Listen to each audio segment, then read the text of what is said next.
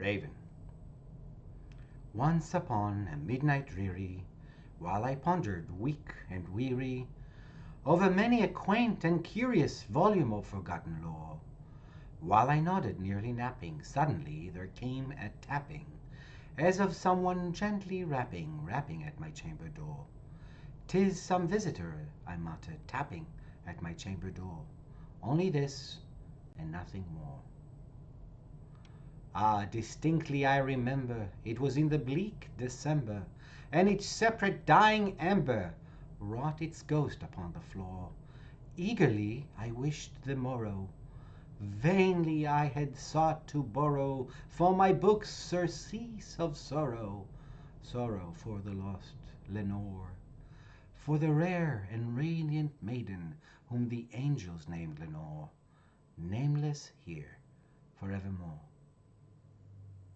And the silken, sad, uncertain rustling of each purple curtain thrilled me, filled me with fantastic terrors never felt before, so that now to still the beating of my heart I stood repeating, "'Tis some visitor entreating entrance at my chamber door, some late visitor entreating entrance at my chamber door. This is it, and nothing more." Presently my soul grew stronger, hesitating then no longer. "Sir," I said, "or madam, truly, your forgiveness I implore. But the fact is I was napping, and so gently you came rapping, and so faintly you came tapping at my chamber door, that I scarce was sure I heard you." Here I opened wide the door. Darkness there, and nothing more. Deep into the darkness peering, long I stood there, wondering, fearing, doubting, dreaming dreams no mortal ever dared to dream before. But the silence was unbroken, and the stillness gave no token, and the only word there spoken was the whispered word, "Lenore?" This I whispered, and an echo murmured back the word, "Lenore." Merely this, and nothing more. Back into the chamber turning, all my soul within me burning, soon again I heard a tapping, somewhat louder than before. "Surely," said I, "surely this is something at my window lattice. Let me see then what thereat is, and this mystery explore. Let my heart be still a moment, and this mystery explore. 'Tis the wind, and nothing more." Open here I flung the shutter, when with many a flirt and flutter in there stepped a stately raven of the saintly days of yore.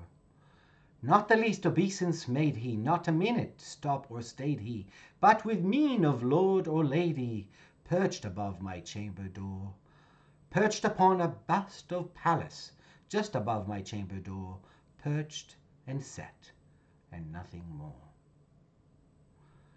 Then this ebony bird beguiling my said fancy into smiling, by the grave and stern decorum of the countenance it wore. "Though thy crest be shorn and shaven, thou," I said, "art sure no craven, ghastly grim and ancient raving, wandering from the nightly shore. Tell me what thy lordly name is on the night's Plutonian shore." Quoth the raven, "Nevermore." Much I marvelled this ungainly fowl to hear discourse so plainly, though its answer little meaning, little relevancy bore. For we cannot help agreeing that no living human being ever yet was blessed with seeing bird above his chamber door, bird or beast upon the sculptured bust above his chamber door, with such name as Nevermore. But the raven, sitting lonely on this placid bust, spoke only that one word, as if his soul in that one word he did outpour. Nothing farther than he uttered, not a feather than he fluttered, till I scarcely more than muttered, "Other friends have flown before, on the morrow he will leave me, as my hopes have flown before." Then the bird said, "Nevermore."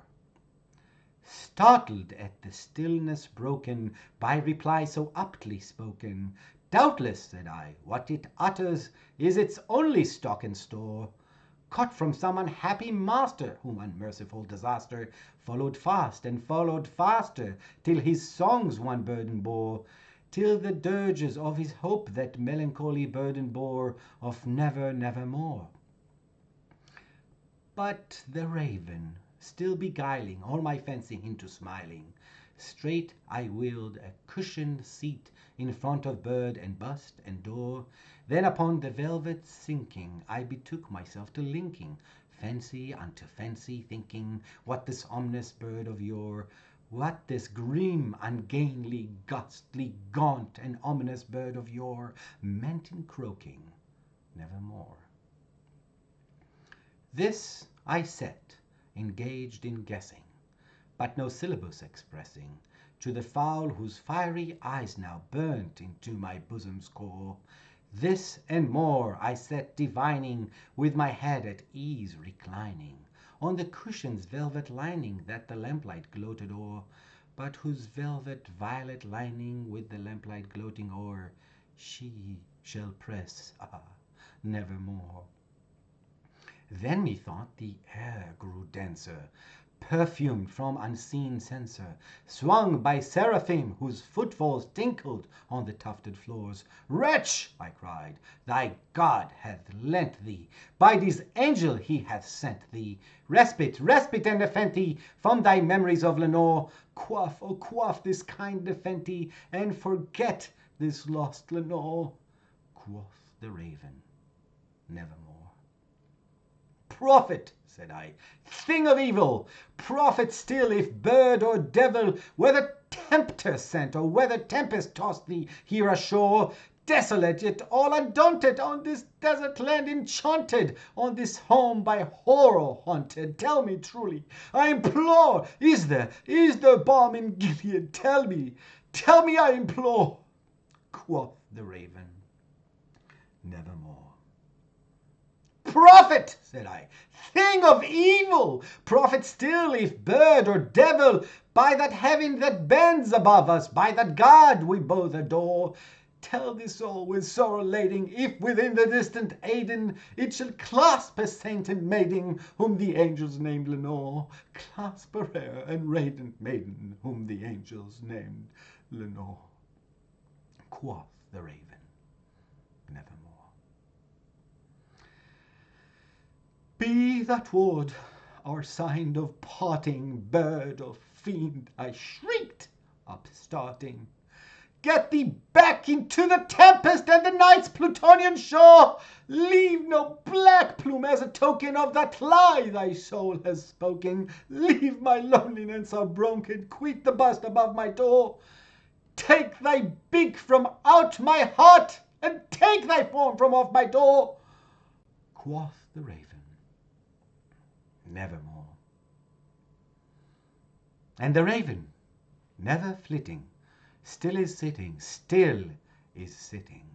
on the pallid bust of Pallas, just above my chamber door. And his eyes have all the seeming of a demon that is dreaming, and the lamplight o'er him streaming throws his shadow on the floor. And my soul from out that shadow that lies floating on the floor shall be lifted nevermore.